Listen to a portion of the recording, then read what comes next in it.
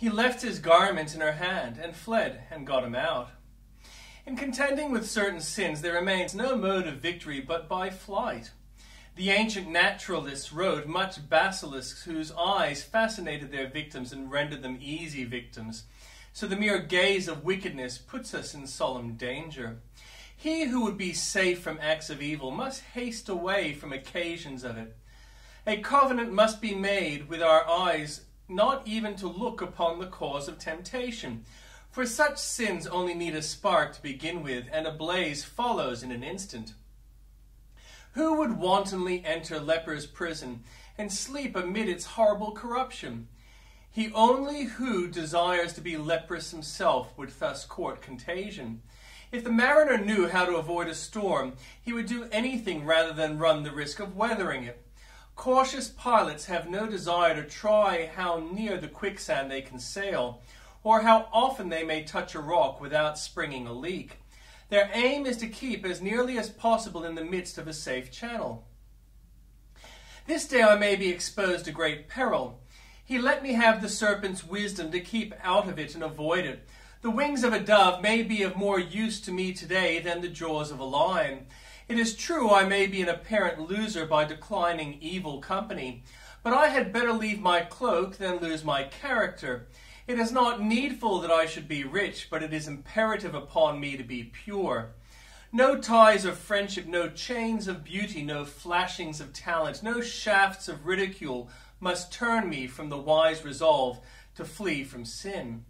The devil I am to resist, and he will flee from me, but the lusts of the flesh I must flee, or they will surely overcome me. O God of holiness, preserve thy Josephs, that Madam Bubble bewitch them not with her vile suggestions. May the horrible trinity of the world, the flesh, and the devil never overcome us. In their affliction they will seek me early. Losses and adversities are frequently the means which the great shepherd uses to fetch home his wandering sheep. Like fierce dogs, they worry the wanderers back to the fold. There's no making lions tame if they are too well fed. They must be brought down from their great strength, and their stomachs must be lowered, and then they will submit to the tamer's hand. And often have we seen the Christian rendered obedient to the Lord's will by straightness of bread and hard labor. When rich and increased in goods, many professors carry their heads much too loftily, and speak exceedingly boastfully. Like David, they flatter themselves, my mountain standeth fast, I shall never be moved. When the Christian groweth wealthy, is in good repute, hath good health, and a happy family, he too often admits Mr. Carnal security to feast at his table. And then, if he be a true child of God, there is a rod preparing for him. Wait a while, and it may be you will see that his substance melt away as a dream. There goes a portion of his estate. How soon the acres change hands. That debt, that dishonored bill, how fast his losses roll in.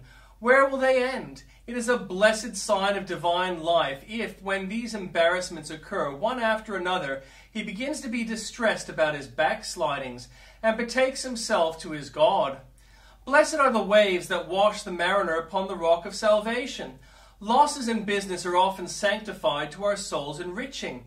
If the chosen soul will not come to the Lord full-handed, it shall come empty. And God, in his grace, findeth no other means of making us honor him among men. He will cast us into the deep. If we fail to honor him on the pinnacle of his riches, he will bring us into the valley of poverty. Yet faint not, heir of sorrow, when thou art thus rebuked. Rather recognize the loving hand which chastens, and say, I will arise and go unto my Father.